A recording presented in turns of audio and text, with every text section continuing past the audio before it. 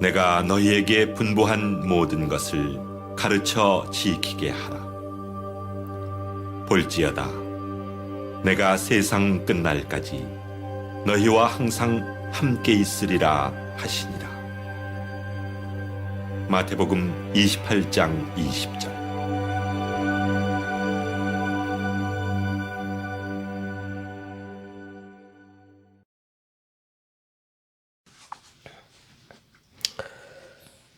주연절 후 세 번째 주일입니다. 우리 정성을 다하여 하나님을 예배하십시다. 너희는 유혹의 욕심을 따라 썩어져 가는 구습을 따르는 옛사람을 벗어버리고 오직 너희의 심령이 새롭게 되어 하나님을 따라 의와 진리의 거룩함으로 지으심을 받은 새 사람을 입으라. 우리 함께 기도하겠습니다. 우리를 생명의 길로 인도하여 주시는 하나님, 세상에 흩어져 살아가던 저희들을 불러주시고 주님의 넓은 품에 안아주시며 평안과 안식과 기쁨을 주시니 감사합니다.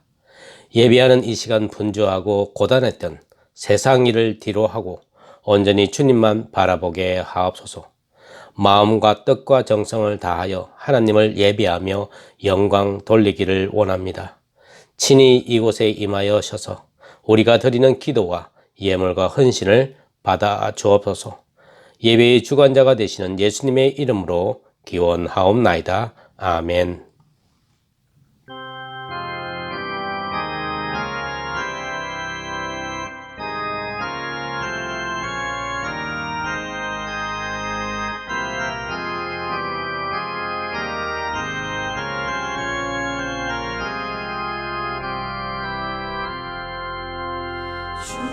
우리 하나님 하늘에 계시니 모처럼 만민 주 앞에 찬송하네. 이 천지 만물도 주 앞에 엎드려 거룩하신 이름을 늘 높이네. 주 언약하신 것 끝까지 지키니 저 하늘나라 향하여 곧 가리라. 주 얼굴 배울 때 내 마음이 기쁘고 영원히 주의 영광을 찬양하리.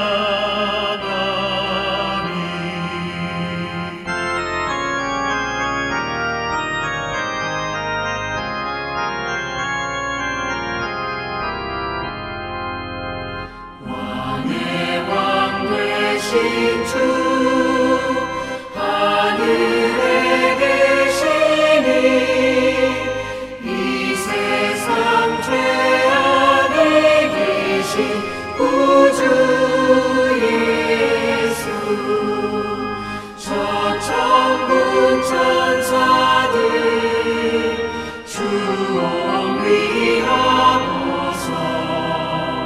무성도 함께 영원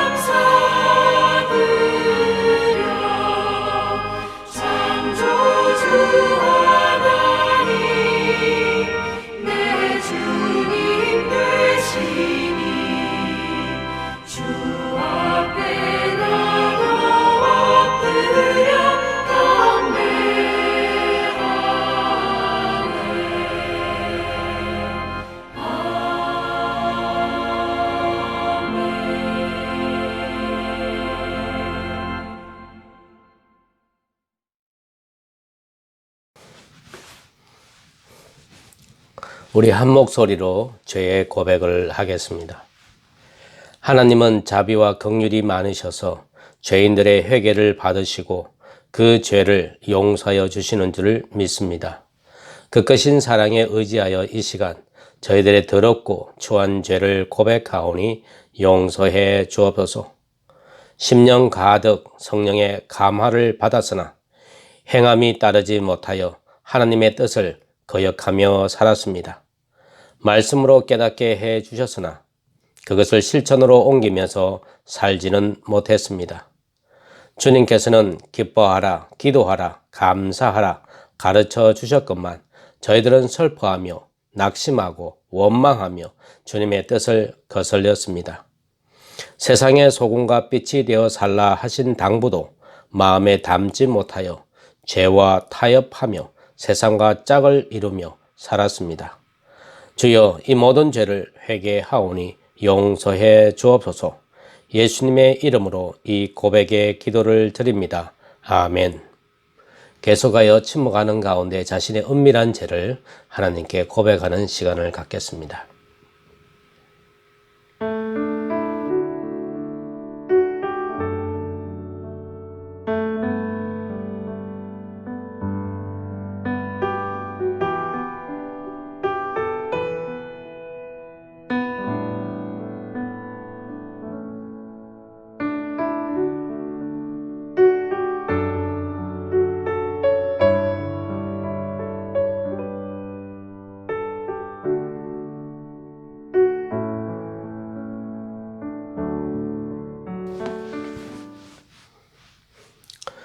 하나님께서 죄를 고백한 여러분에게 복된 소식을 들려주십니다.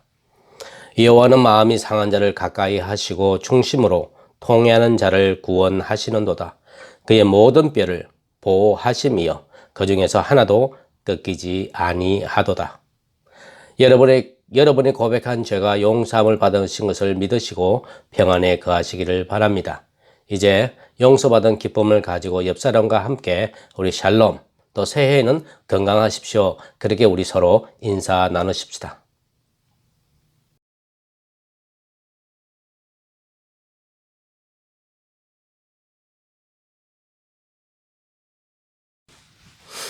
오늘 우리에게 주시는 하나님의 말씀은 마가복음 1장 14절로 20절의 말씀입니다. 14절입니다. 요한이 잡힌 후 예수께서 갈릴리에 오셔서 하나님의 복음을 전파하여 이르시되 때가 찼고 하나님의 나라가 가까이 왔으니 회개하고 복음을 믿으라 하시더라.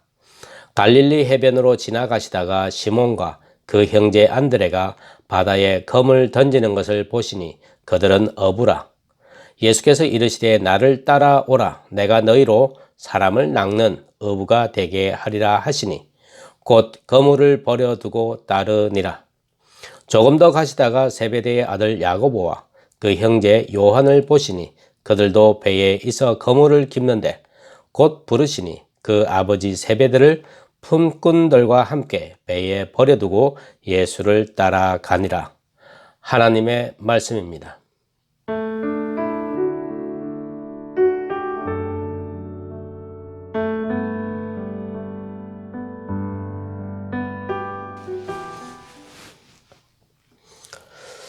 예수님이 요단강에서 회개의 세례를 베풀고 있는 요한으로부터 세례를 받은 후에 성령의 인도로 40일 동안 광야에서 사단에게 시험을 받았습니다.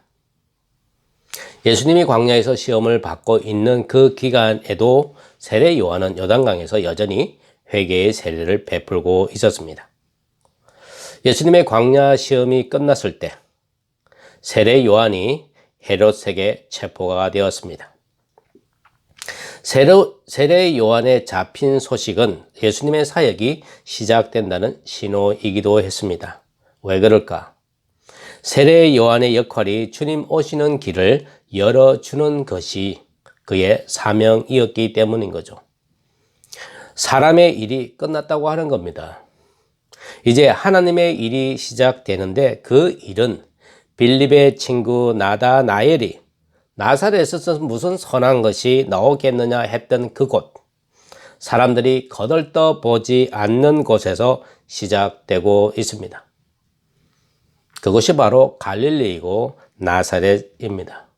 갈릴리, 유대 북쪽 변방 지역입니다. 메시아로서 명성 얻기에는 가장 좋은 장소가 예루살렘이죠. 근데 예루살렘이 아닌 이 갈릴리, 나사렛에서 하나님의 복음이 시작이 되었습니다. 예수님 시대는 유대인 사회가 로마의 폭정에 시달리고 있었죠. 힘없고 배경 없는 일반 시민들이 감당해야 할 세금이 적게는 40%, 많게는 70% 가까이 되었습니다. 얼마나 가혹하고 참 처참한 현실 앞에서 헐벗고 굶주린 가난한 시민의 삶이 펼쳐지고 있었습니다. 여러분 1980년도에 한국의 동양방송 TBC 기억나시죠? 거기서 방영되었던 나연수 극본의 달동네 기억하시나요? 이렇게 말하면 다들 기억 못 하시더라고요. 기억할 수 있는 방법은 똑순이 아세요? 그러면 다 알더라고요. 예. 저소득층이죠. 저소득층의 주거 지역으로서 판잣집과 같은 허름한 가옥들이 몰려 있는 산 동네 이야기였습니다. 1980년도에 그 시청률이요 60%였습니다. 인기리에 방영되는 매일 연속극이었죠. 그 달동네 사람들은 거의 하루 벌어서 하루 먹고 살아야 하는 사람들입니다. 내일 일용할 양식이 있을까 걱정해야 하는 삶이었기 때문에 그들의 삶은 매일같이 고통이었습니다. 경제 강대국의 행포로 개발도상국의 천연자연물을 헐값에 팔아 넘겨야 하고요.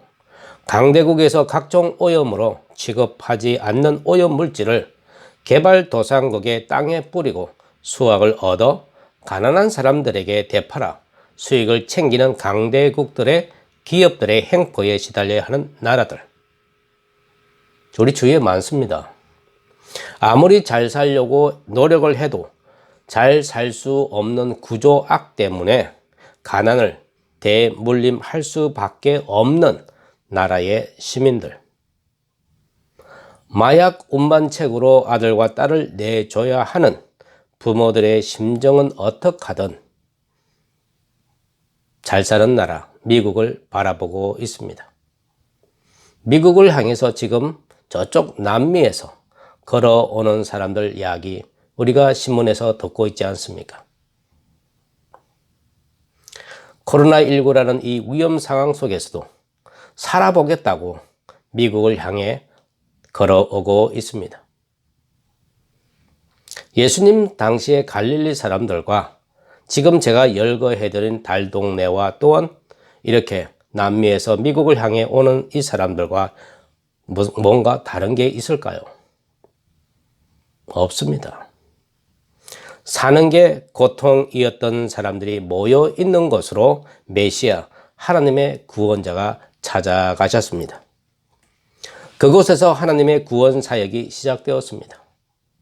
하나님의 위로가 필요한 사람들을 메시아는 찾아갔습니다. 하늘의 위로가 아니면 이 땅에서의 슬픈 눈물이 마를 수 없는 사람들에게 하나님의 구원자 예수님은 찾아가서 말씀하셨습니다. 때가 찼고 하나님 나라가 가까이 왔으니 회개하고 복음을 믿으라. 때가 찼다고 하는 것, 하나님의 위로가 아니면 도무지 살아갈 수 없는 사람을 구원하실 하나님의 시간이 왔다는 것입니다. 그 시간은 이 불의한 세상을 하나님이 통치할 때가 왔으니 회개하고 예수 그리스도를 믿으라고 사람들을 초대하셨습니다. 이 초대는 2000년 전이나 지금이나 변함이 없습니다. 우리더러 주님을 믿으며 살라고 하십니다. 우리를 초대하셨습니다. 예수님의 초대에 우리는 어떻게 반응해야 할까요? 예수님이 갈릴리 해변으로 지나가시다가 시몬과 그 형제 안드레를 보시고 예수님의 그물이 그들을 낚았습니다. 나를 따라오너라. 내가 너희로 사람을 낚는 어부가 되게 하리라. 그 말씀에 곧 그들이 거물을 버려두고 떠나 따르니라라고 했습니다. 따라갔다고 이야기를 했습니다. 그 다음에 세베대의 아들 야고보와 그 형제 요한도 부르실 때 그들도 즉시 예수를 따라 나섰습니다. 무엇이 저들로 하여금 예수님의 초대에 적극적으로 반응을 보였을까요?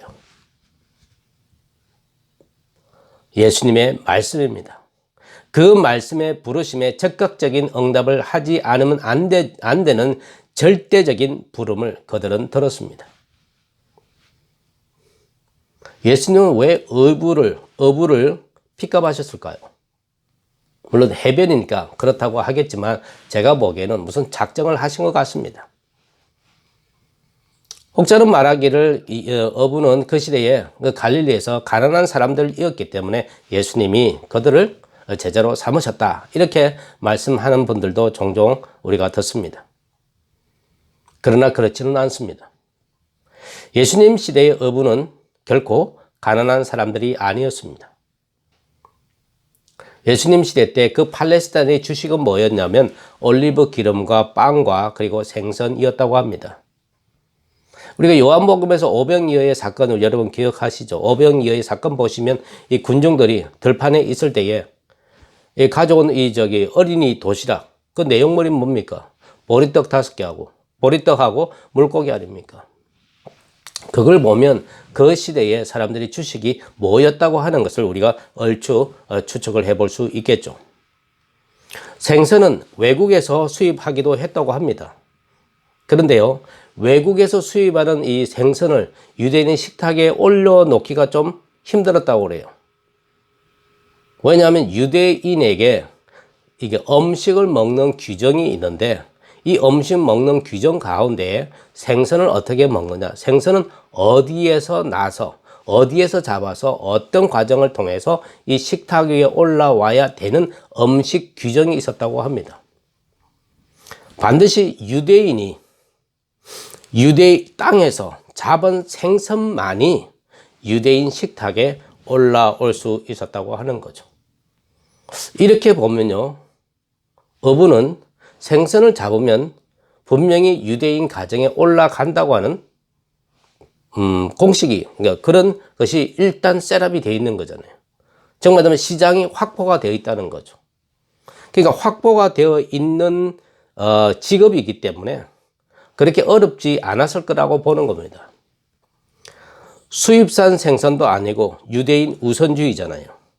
생선, 유대인에 의한 생선만 식탁에 올릴 수 있었다면 배를 가진 어부나 고용된 어부가 저소득층이고 저학력이었다라고 하는 것은 편견에 불과하다는 거죠. 우리는 베드로를 일자 무식이라는 편견을 갖고 있습니다. 왜냐하면 우리는 그렇게 설교자들로부터 들어왔습니다. 무슨 그런 근거가 있죠. 근데 예수님 당시에 통용되던 언어가 4가지가 있었다고 하는데요. 아람어가 있었고요, 히브리어가 있었고, 라틴어가 있고, 헬라어가 있었다고 합니다. 근데 이 헬라어를 할 수 있다면요, 문화나 철학이나 학문을 배울 수 있는 그런 기회가 있었다고 합니다. 그래서 헬라어로 말을 할 수 있다. 그만큼 상권이나 또한 이 철학분, 예술 분야에서 그러니까 대화를 할 수 있다고 하는 거죠. 정말 말하면 지식이 있는 사람이라고 하는 겁니다. 그런데 이 베드로, 예수님이 갈릴리 해변에서 만났던 시몬, 안드레, 그리고 야고보, 요한, 또한 나다나엘, 바들레오메죠, 그리고 빌립, 이 12명의 제자들 가운데 가롯에서 온 유다 빼고, 가룟 유다를 빼고 11명이 다 갈릴리 출신이에요. 지금 말하고 있는 이 사람들의 이름이 어부들이잖아요. 이 어부들의 이름이 뭐냐 하면 이름이 헬라어식 발음이에요. 헬라어 이름이라고 하는 거죠. 그 말은 뭡니까? 헬라어를 사용했다고 하는 거예요. 그 시대의 문화, 그 시대의 가장 최신 문화에 있는 언어를 사용했다고 하는 거죠. 그렇게 본다면 이들은 결코 무식한 자들이 아니다. 지식을 가지고 있는 자들이고, 또한 그들의 그 생활 여건도 이 바람라인은 저소득층이라고 볼 수가 없어요. 중상층 정도 우리가 생각해 볼 수 있는 거죠. 하나 예를 들면 이런 겁니다. 베드로가 베세다 사람이거든요. 근데 자기 그 베세다 사람인데 베드로가 간혹 가다가 자기 장모 집에서도 같이 살았잖아요. 장모가 어디 살았습니까? 가버나움에 있잖아요. 베세다에서 가버나움으로 왔다 갔다 했다고 하는 거죠. 얼추 따져보면 이 가버나움에서 이 베드로가 요한하고 동업도 하지 않습니까? 그렇게 본다면 이 베세다라고 하는 지역은 어떤 지역일까? 헤롯 안티파스의 영지입니다. 그리고 가버나움은 헤롯 빌립의 영지거든요. 영역이라는 거죠. 어차피 헤롯 왕의 영지입니다. 한쪽은 베세다는 헤롯 안티파스, 이쪽은 헤롯 빌립. 자, 그렇다 이럴 때에 베세다에서 그러니까 베드로가 어부니까 베세다에서 고기 잡아가지고 거기서 가공해가지고 판매처는 어디다? 가버나움에 갖다 팔았다는 거죠. 굉장히 머리 좋은 거죠. 어쨌든 간에 헤롯 지역에서 왔다 갔다 하니까 무슨 통관세나 세금 물 필요가 없는 거 아닙니까? 그렇게 본다 이렇게 보면 이 베드로가 일점무식이라고 생각할 수가 없는 거죠. 오히려 좀 잘 알고 있는 사람이고 또 여러 가지 면에서 박식한 사람일 수도 있는데 그걸 표현하는 방법이 종교 지도자들이 볼 때에, 제사장들이 볼 때에, 서기관들이 볼 때에 무식하다 그렇게 볼 수도 있지 않겠느냐 하는 겁니다. 어쨌든 갈릴리에서 어부 비즈니스, 우리로 하자면 중산층에 가까웠습니다. 그런 그들이 해변에서 만난 예수님의 부르심에 절대적인 부르심에 주저하지 않고 곧 배를 버려두고 예수를 따라갔다고 했습니다. 생업을 버리고 예수를 따라 나섰다고 하는 거죠. 아까도 말씀드렸지만 그 당시에는 어부, 고기를 잡는 이 낚시꾼이 아니고요. 돈을 만드는, 그러니까 생업을 가지는 이 어부의 직종이 인기 직종이었습니다. 예수님이 지명한 이 제자들요. 단순한 어부가 아닙니다. 배를 가지고 있는 아니면 자기의 장비를 갖추고 있는 그런 중산층 어부였다고 하는 거죠. 그런 그들에게 예수님이 그러죠. 나를 따라오느라 이 한마디에 생업을 즉시 버려두고 예수를 쫓았습니다. 예수님의 말씀하시는 그 말씀이 그냥 나를 따라오면 안 되겠니? 이런 이야기가 아니라 나를 따라오느라 명령조의 말씀인데 그 명령조의 말씀 속에 뭐가 있다? 거절할 수 없는 파워가 있다는 거죠. 거절하면 안 되겠다는 파워가 있다는 거예요. 예수님이 나를 따라오느라 했을 때 이 사람들이 지금 이거 좀 하고요. 저녁 때 갈게요. 어디 계실 건데요? 어느 호텔에 계실 건데요? 그때 가보면 안 될까요? 이럴 상황이 아니었다라고 하는 겁니다. 지금 따라 나서지 않으면 두 번 다시 이 기회는 오지 않을 것만 같은 그런 상황이었다고 하는 거죠.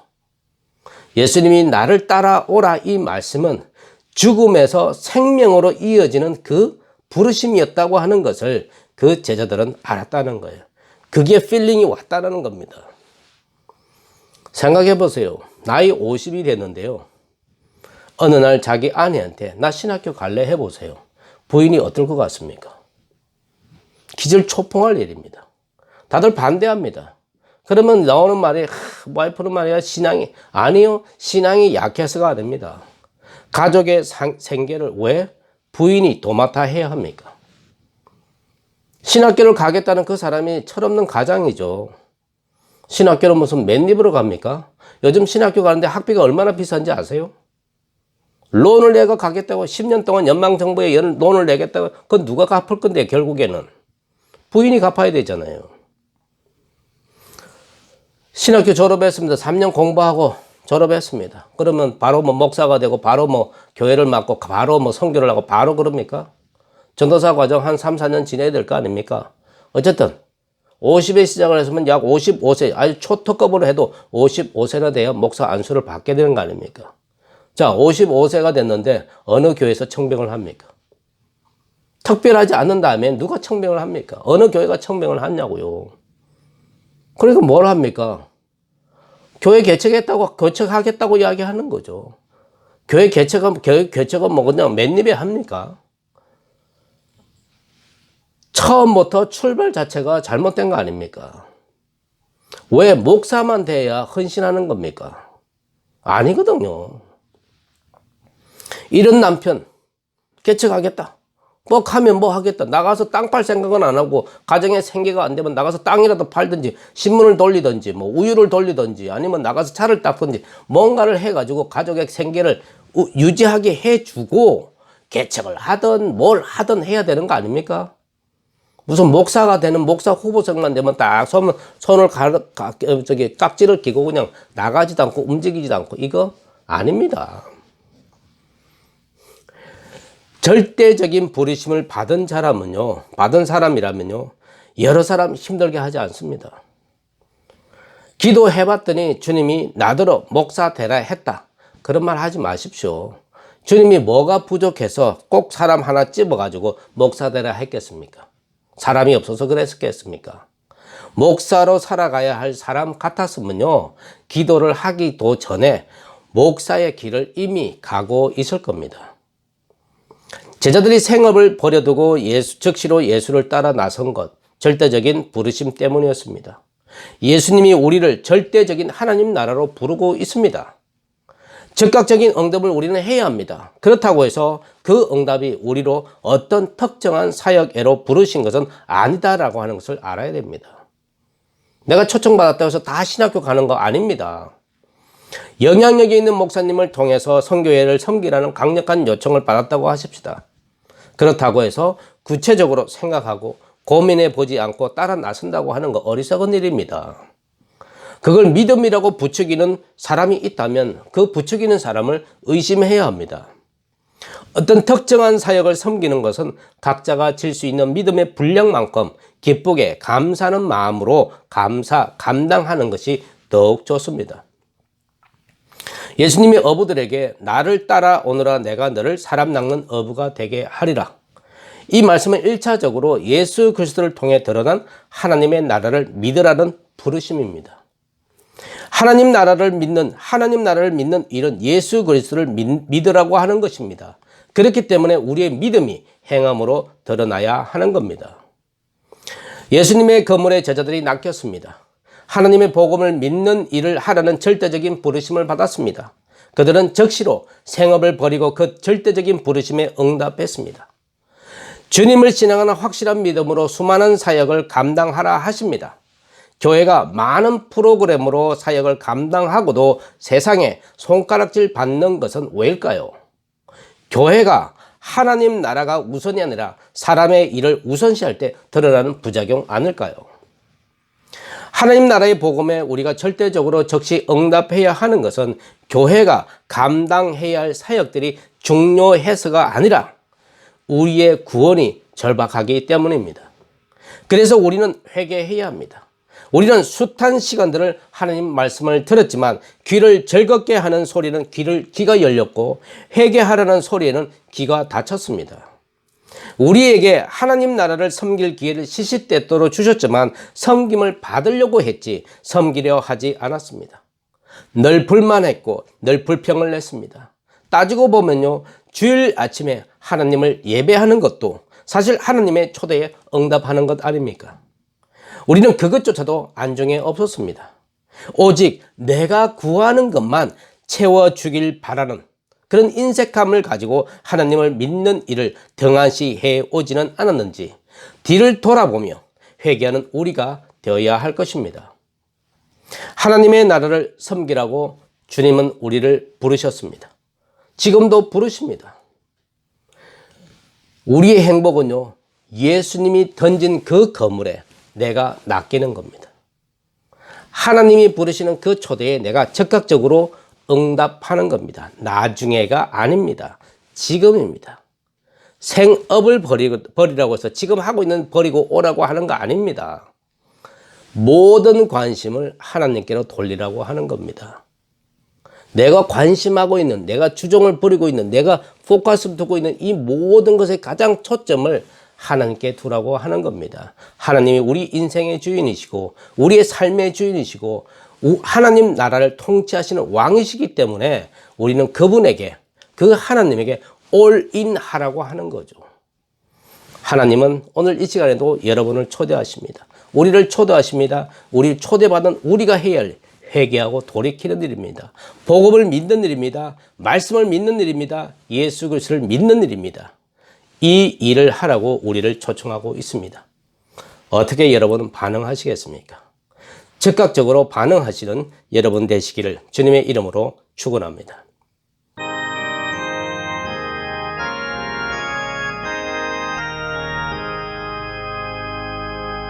만복의 근원 하나님 온 백성 찬송 드리고 천천사여 찬송하세 찬송 성부 성자 성령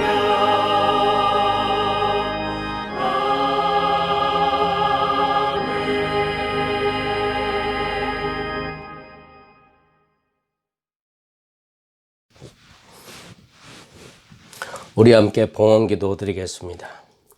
자비하신 하나님, 죄인된 우리에게 독생자 예수 그리스도를 보내주셔서 우리로 회개케 하시고 복음을 믿어 죽음에서 생명회로 건져주신 하나님의 은혜에 감사를 드립니다.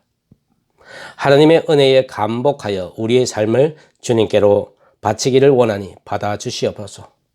주님, 우리의 일상이 하나님을 영화롭게 하는 일이 되기 원합니다. 코로나19 위기 속에 우리는 교회로 모이지 못하고 각자의 처소에서 디지털 영상 예배로 TV 앞에, 컴퓨터 앞에 앉아서 예배를 드리고 있습니다.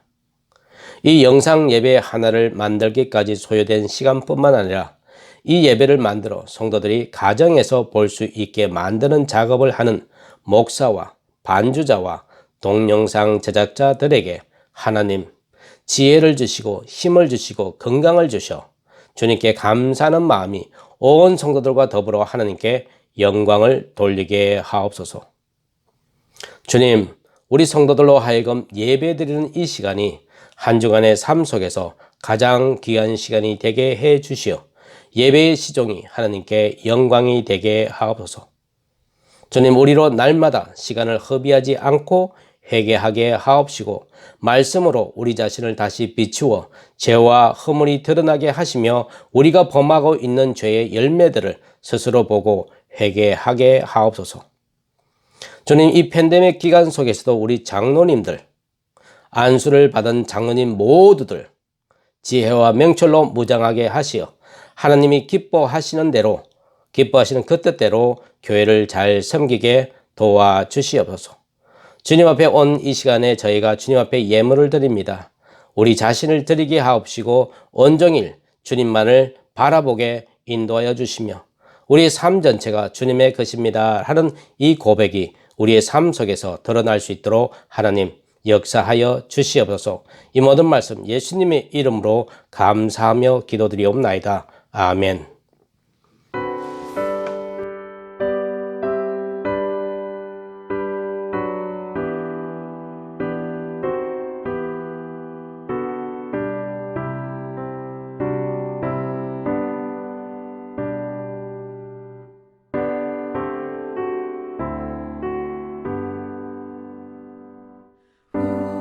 우리는 주님을 늘 배반하나 내 주 예수 여전히 날 부르사 그 참 되신 사랑을 베푸시나니 내 형제여 주님을 못 따르라 주 널 위해 비네 주 널 위해 비네 주 널 위해 비네 항상 미시네 주께서 풍성한 은혜를 내려 내 영혼이 나날이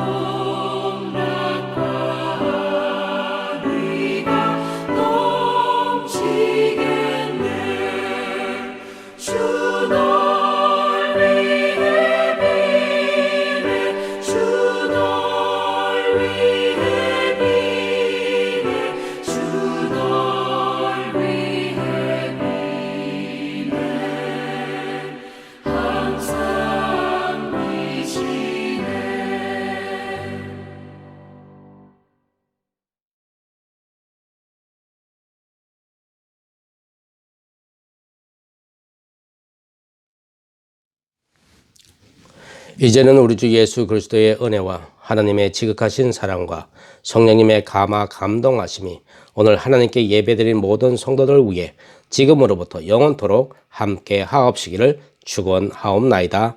아멘.